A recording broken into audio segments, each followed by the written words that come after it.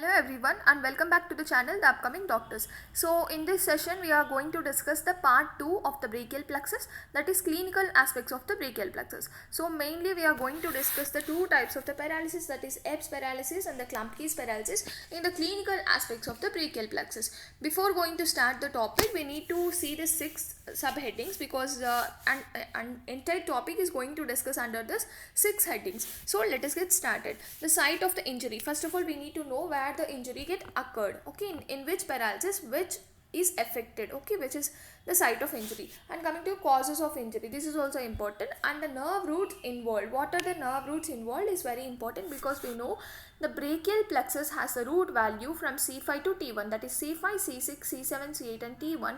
The ventral rami constitute the brachial plexus. And so which nerve roots are involved and causes the injury we need to know. And definitely the nerves innervate the muscles and supply the muscles. So which nerve is involved and get damaged, so that which muscle is corresponding muscles are paralyzed, no, that's why which muscle is affected, that we need to know. And another one, that is deformity and the position of the limb of or the hand. And next one is the disability.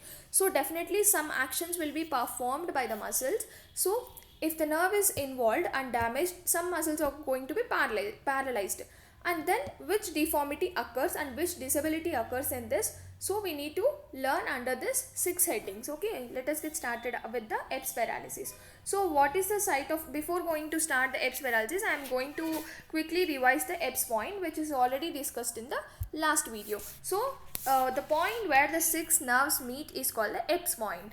Actually we have C5 and the C6, okay, these are the ventral rami of the C5 and the C6, and they join to form the upper trunk, and then they divide to as anterior division and the posterior division of the upper trunk. Now the upper trunk will give 2 branches, one is the suprascapular nerve, another one is the nerve to subclavius. So whatever the point here present, like it is here the point is present, no, which is I am circling out. So 6 nerves will meet, the C5, C6 and then suprascapular nerve, nerve to subclavius, anterior and the posterior divisions of the upper trunk. All this will meet at a point, it is called Eps point. So why we are discussing this Eps point? Yes, the site of injury of the Eps paralysis is the Eps point, okay. And then the injury to the upper trunk causes the Eps paralysis. Upper trunk will be involved in this Eps paralysis. And what are the causes of the injury? Undue separation of head from the shoulder. Yes, before going to discuss, we need to compare what is the Eps paralysis and Klumpke'S paralysis. First of all, we have head, shoulder and the trunk, otherwise the body, okay.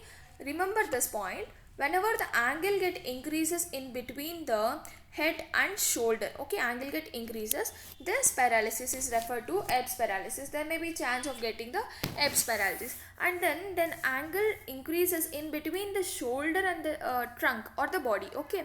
Whenever the angle get increases or the excessive angle will be present, that will cause the Klumpke'S paralysis. Remember this, head, shoulder, trunk or the body, okay. The first 2, head and shoulder, so in between them angle get increases, then it is called Eps paralysis, first paralysis, okay.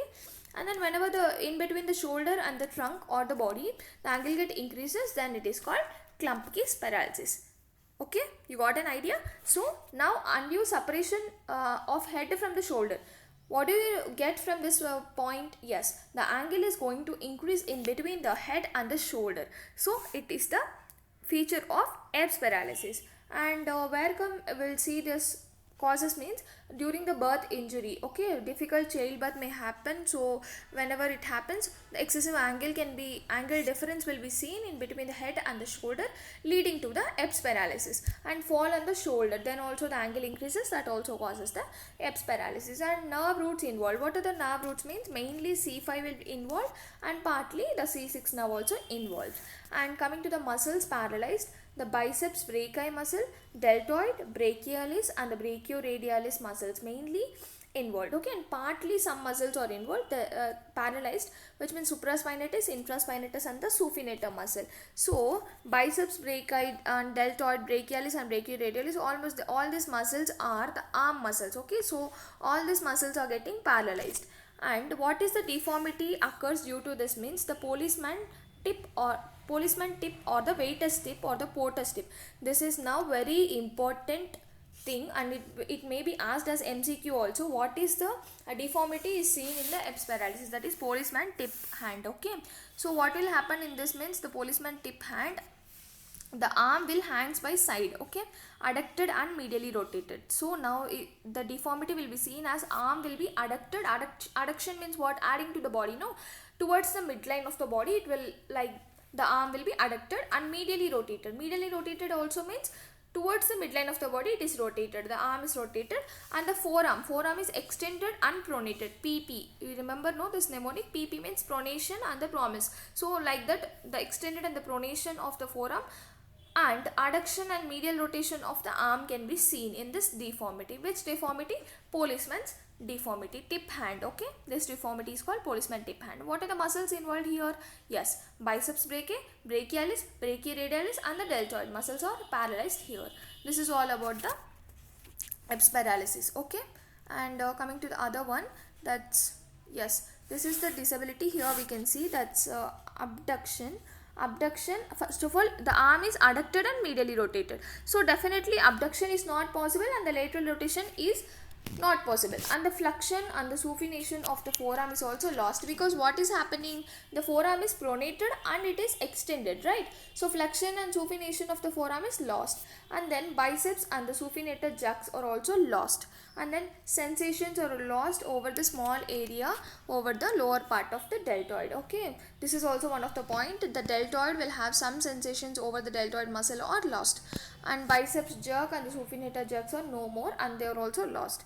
This is all about the Eps paralysis. Okay, and coming to the Klumpke'S paralysis, so this is the second paralysis. So already we know the 2 points about the Klumpke'S paralysis: head, shoulder, trunk on the body. So where the angle get increases in the Klumpke'S paralysis? Yes, the second one, the excessive angle in between the shoulder and the trunk increases. That type of paralysis is called Klumpke'S paralysis. Okay, and site of injury is the lower trunk of brachial plexus. In the Eps paralysis, it is the upper trunk of the brachial plexus, and Klumpke'S, it is the lower trunk of the brachial plexus. And what is the cause of injury means undue abduction of arm. Okay, it may be birth injury and clutching something with the hands after a fall from a height. So these are the causes of the Klumpke'S paralysis. And what are the nerve roots involved here? Mainly T1 and partly C8. Remember this, mainly T1 and partly C8. And what are the muscles paralyzed here means the intrinsic muscles of the hand and ulnar flexors of wrist and fingers. Okay, these are actually supplied by C8 and T1. So that's why that muscles are getting paralyzed. Okay, I already told that nerves which will supply the muscles. So here the nerves which are supplying these muscles are getting damaged. So definitely the muscles will not work properly and they are under the paralysis. So intrinsic muscles of hand which is supplied by the T1, that is the main nerve root here involved. So that will be paralyzed, and ulnar flexors of the wrist and fingers which is supplied by the C8 also get paralyzed. And the deformity and the position of the hand. What is the deformity called here is the claw hand. Okay, unopposed action of the, what you meant by the claw hand, we'll see diagram also further slides. So unopposed action of the long flexors and the extensors of fingers. Okay, this is called, the claw hand will occur due to the unopposed action of long flexors and the extensors of fingers. And what is the effect? The hyperextension at the metacarpophalangeal joints. We already seen in the hand anatomy. Okay, we have the metacarpal. First of all, carpals will be present, and then metacarpals, and then phalanges. In phalanges also, what we seen from proximal to distal, we have proximal phalanx, medial phalanx, and the distal phalanx. Right. So the joints are carpo-metacarpal joint and metacarpophalangeal joint and interphalangeal joints. Right. Interphalangeal means in between the phalanges, in between the proximal and middle phalanx, and in between the middle and the distal phalanx we can see the joints. Now what is happening to this joints means the hyperextension of metacarpophalangeal joint and flexion of interphalangeal joints. Okay, this will happen in the claw hand. Right, this is all about the Klumpke'S paralysis. So what is the disability in this Klumpke'S paralysis means we can see the complete claw hand and cutaneous anesthesia and analgesia. Analgesia means, okay, pain, right, in a narrow zone along the ulnar border of the forearm and hand can be seen. in the Klumpke'S paralysis. Okay, we can see cutaneous anesthesia, like numbness can be seen along the ulnar border. Okay, ulnar means medial side of the forearm and the hand also, because it is supplying the intrinsic muscles of hand are also get paralyzed. No, that's why the disability can also be seen. The sensations are lost over the hand also along with the forearm. And the Horner's syndrome, it is very important. Already we saw the policeman tip in Eps paralysis. In the Klumpke'S paralysis, we saw the complete claw hand can be seen. And now coming to the other one, that is the Horner's syndrome. This is very important. In physiology also it will come, so please listen carefully. Okay, if T1 is injured proximal to the white rami communicants to the first thoracic sympathetic ganglion. Now, what do you understand from this? I'll explain this with the diagram, right? See. Yes, this is the picture. Here we can see the, already I explained in the last session about this TS of the spinal cord and what are the ramus called. Okay, all these things. So this briefly we can see this is the TS of the spinal cord, right? This is the TS, and we can see this is the posterior horn, and this is the anterior horn, and this is the lateral horn. We can see the roots. Okay, this is the dorsal root, and here we can see that this one is the dorsal, and dorsal root ganglion is also present, and this is the anterior root or the ventral root, right? AV we remembered, no? And anterior or the ventral root, and this both components come into form this the spinal nerve. Okay, here we can see the sympathetic ganglion and three ramus already we seen: dorsal ramus, ventral and white ramus. Okay, this is the ramus communicants also present. In this ramus communicants, I forgot to say one point. Remember, we have ramus communicants, no? In this again we have gray ramus and white ramus, right? We have two ramus again in this ramus communicants. We have gray and white ramus. So here we are seeing the white ramus. So T1 is proximal to this white ramus and white ramus is proximal. In this diagram you are seeing, no, the white ramus is proximal to what? Yes, the sympathetic. This bulged portion is there, no? That's called ganglion, nothing but the sympathetic ganglion. So remember one thing, and then the sympathetic ganglion is continued as the sympathetic trunk. So what you need to remember is the T1 is proximal to the white ramus and white ramus is proximal to the sympathetic ganglion. Okay, come to the point. Here what we are discussing, yes, this one, no, disability, right? If the T1 is injured, here, no, we are discussing, already we discussed the T1 is proximal to what? White ramus communicants, and then white ramus communicants is again proximal to the first thoracic sympathetic ganglion, because T1, no, that's why first thoracic, that is the T1 sympathetic ganglion. And the following symptoms are seen in this Horner's syndrome. And what are those? Let us see. The ptosis, meiosis, anhydrosis, enophthalmos, and loss of Celio-spinal reflex. All these things we can observe in the Horner's syndrome. And now what are this means? Ptosis means drooping means falling. Okay, falling of the upper eyelid is nothing but the ptosis. You need to remember all these 5 points and you need to understand the meaning of each and every point. Okay, symptoms of the Horner's syndrome. So meiosis means excessive constriction of the pupil of the eye. That is called meiosis. Okay.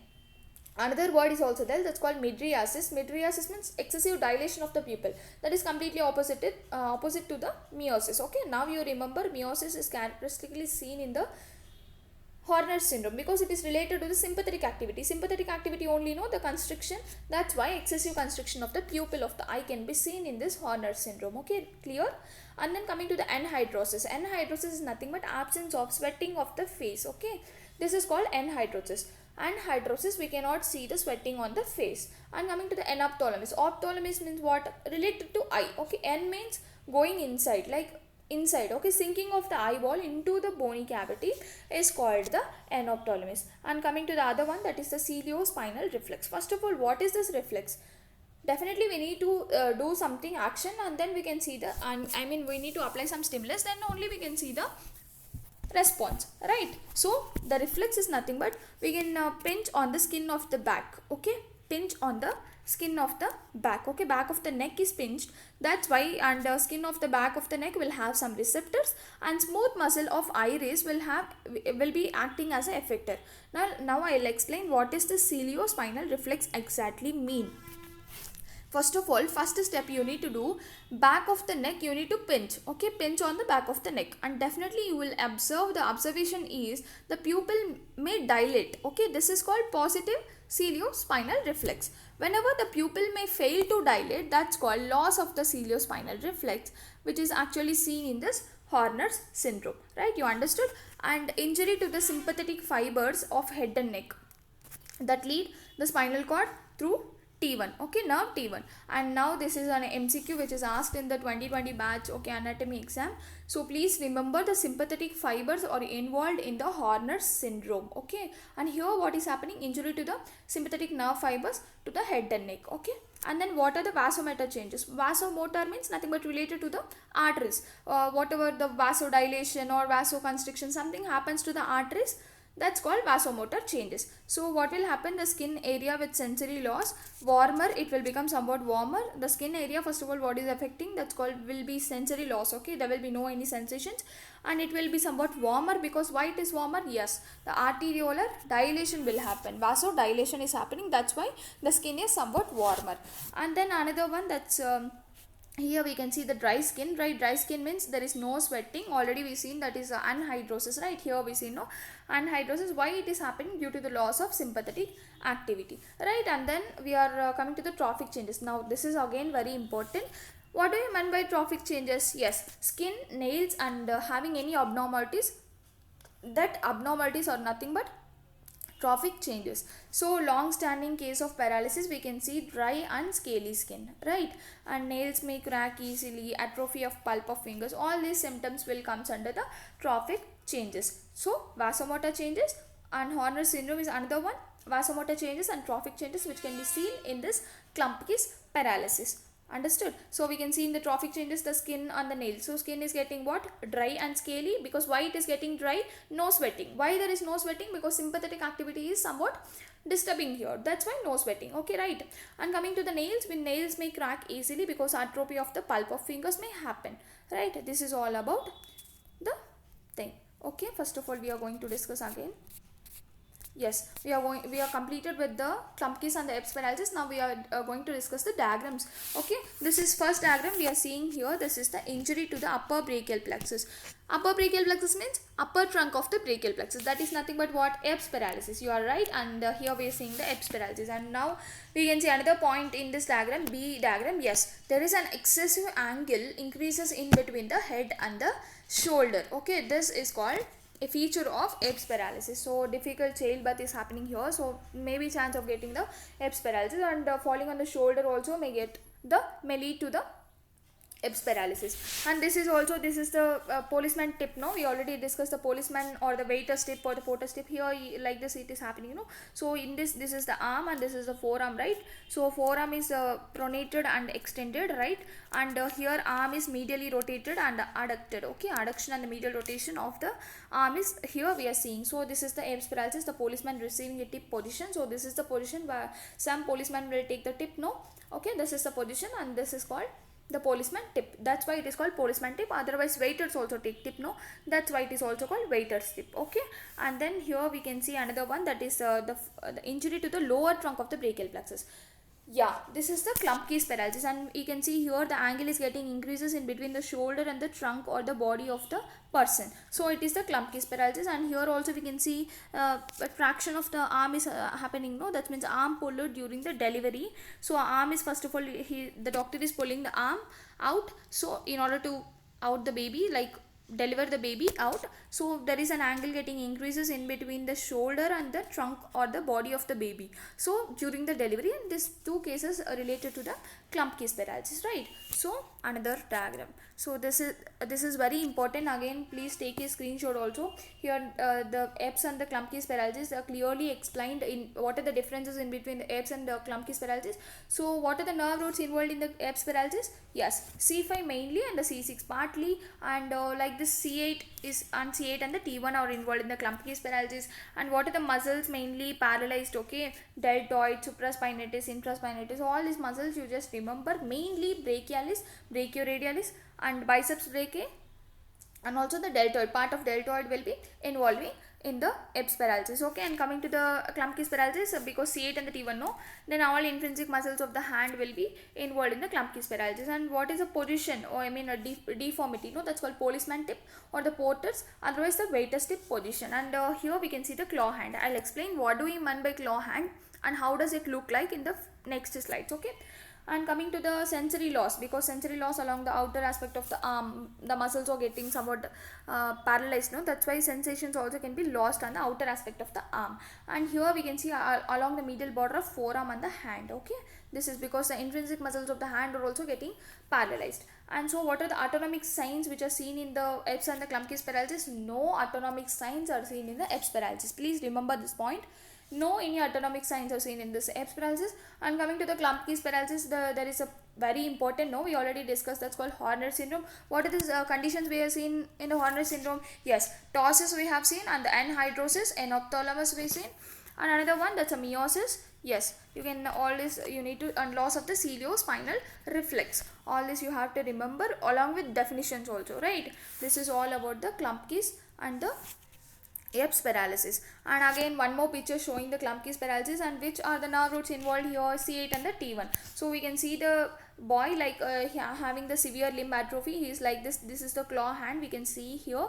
This is the Klumpke'S paralysis. So this is all the transections, I mean transverse sections of TS of the spinal cord, which is showing some like brachial plexus is involved and damaged here. Okay, right. This is the Klumpke'S paralysis. And coming to the Eps paralysis, yes, this is the Eps paralysis. Which are the nerve roots involved? Yes, right, you are right. C5 and the C6 nerve roots, mainly the C5, and then C6 is involved in the Eps paralysis. So what we can see, the four, this is the arm, up to this is the arm region, no, it is medially and rotated and adducted. Okay, upper arm redness can be seen, forward rotated shoulder and muscle atrophy and weighted tip. Weighted tip is nothing but what? A policeman tip, no, that's why it is here we are seeing in the Eps paralysis. And what are the autonomic sign? Autonomic sign is nothing but the drooping of the eyelid, that's meiosis, and all is happening here, that's called Horner syndrome. Here we can observe, no, here you can see drooping of the upper eyelid is happening, no, you can see here. Okay, meiosis also you can see. Compare the pupil size of both the eyes. Yes, here in the right side eye where the Horner syndrome is actually taken place, because here we can see the pupil is somewhat constricted. So this excessive constriction of the pupil is nothing but meiosis, you are right. And sometimes you can see bird winging of scapula also can be seen. This winging of scapula means whenever this medial border, this is a scapula bone which is present here. We will discuss in the further sessions also. So this is the scapula. So the medial border is getting more prominent, and that is called winging of scapula. Okay, this is all about the Eps paralysis, right? And already we have discussed this, and this picture also we have discussed. What is this? Eps or Klumpke'S paralysis? Which one? Yes, this is the Eps paralysis. Why it is Eps paralysis? Because the angle getting increased in between the head and shoulder. Yes, head and shoulder, that's why called Eps paralysis. And I will show another picture. Yes, what is this paralysis called? Eps or Klumpke'S? Yes, this is the Klumpke'S paralysis. Okay, why it is called Klumpke'S paralysis? We can see an excessive angle getting increased in between the shoulder and the body, otherwise called trunk. Okay, here the angle is increasing, that's why called Klumpke'S paralysis, right? So another last picture, what is this called?